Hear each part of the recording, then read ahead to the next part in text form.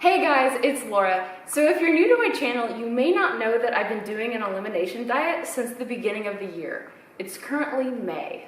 So basically, I took a food sensitivity test and 33 foods came up as reactive. I removed those foods from my diet for a month and I've been slowly reintroducing one at a time ever since. If you want to learn more about what this experience has been like, I recommend you check out the playlist down below. And while you're at it, feel free to hit that subscribe button as well. So technically speaking, I've been reintroducing foods since February. It's been a really long journey and I honestly didn't anticipate how long it would actually be. So right now, I've only reintroduced 19 of the 33 different foods. The reintroduction has not been easy. And I was initially really excited for this part of the whole process. So at this point, I feel like I've got the hang of things, and I feel like I have a much better strategy for reintroducing foods than I did when I first started.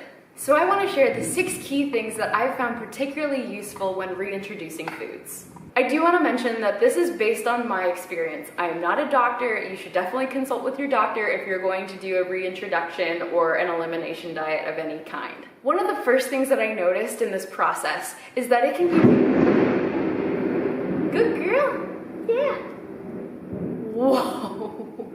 So one of the first things that I immediately noticed in this process is that it can be really difficult to figure out whether or not you're having a reaction to the food you've reintroduced. Symptoms can range from having trouble sleeping, achy muscles, stiff joints, all sorts of digestive issues, and even sinus pressure. One of my biggest frustrations is that sometimes you can't tell whether or not you're having a reaction to the food you've reintroduced or if it's something else. Did I have a bad night's sleep because of the cucumbers that I ate 2 days ago? Or is it just because I had stress at work?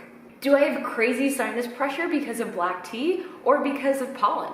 So this leads me into my next key point. Make sure you avoid reintroducing foods when you're sick, stressed, inflamed, or for ladies, if it's about that time of the month.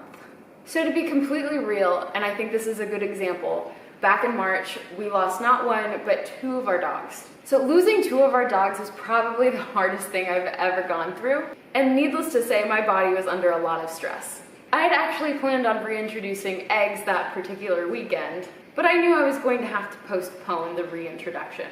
So my stress hormones were out of control. I felt super inflamed. I was just a hot mess. I ended up waiting about 2 weeks to reintroduce any sort of food again. And I didn't start with eggs. I started with something that I thought would be a little easier on my system. When you're changing something in your routine or in your diet, I think it's really important to make sure that you're doing everything you can to have your body and mind in a stable place. And that way you can better determine if something feels off. Be mindful of when you reintroduce a food. So this means you probably want to get a little strategic. For instance, probably not a good idea to reintroduce a food right before a long car trip, a flight, a test or a presentation, or even a date. Fridays have proven to be a really great reintroduction day for me personally because I work from home on Fridays. In worst case, I have the weekend to recover. I've also found that it's really helpful to be mindful of just how much of that food you're reintroducing. And as I mentioned before, I'm focusing on my experience. What's worked for me is making sure that I have enough of the food to know whether or not I'm having a reaction, but I also didn't want to go overboard and be completely miserable. I learned this early on when I first reintroduced egg whites, and I made this fancy egg white scramble. Let's just say it didn't end well. Another thing that I found helpful is that you might have to reintroduce a food more than once. Especially for foods that I didn't want to live without, like black pepper, for instance. I found success when I started reintroducing black pepper a little at a time. And that way I could avoid having my body go into freak out mode. And this may take longer with some foods more than others. So I'm currently doing this with gluten. And the first day of the reintroduction, I only had a few pretzels. From there, I waited about 4 days or so before I tried again. Knock on wood, things have been going pretty well, and that's probably the one I was most nervous about reintroducing. And this leads me to my final point. Mindset is everything. Having a positive mindset has been super important. If I reintroduced a food and was consumed by the fear of my body reacting, I would inadvertently put more stress on my body. So there should be no surprise that if I had fear at the forefront of my mind, the reintroduction didn't go well. Kind of a self-fulfilling prophecy, right? Mindset is really powerful, and encouraging yourself that things are going to be okay and that things will go smoothly has been a real game changer.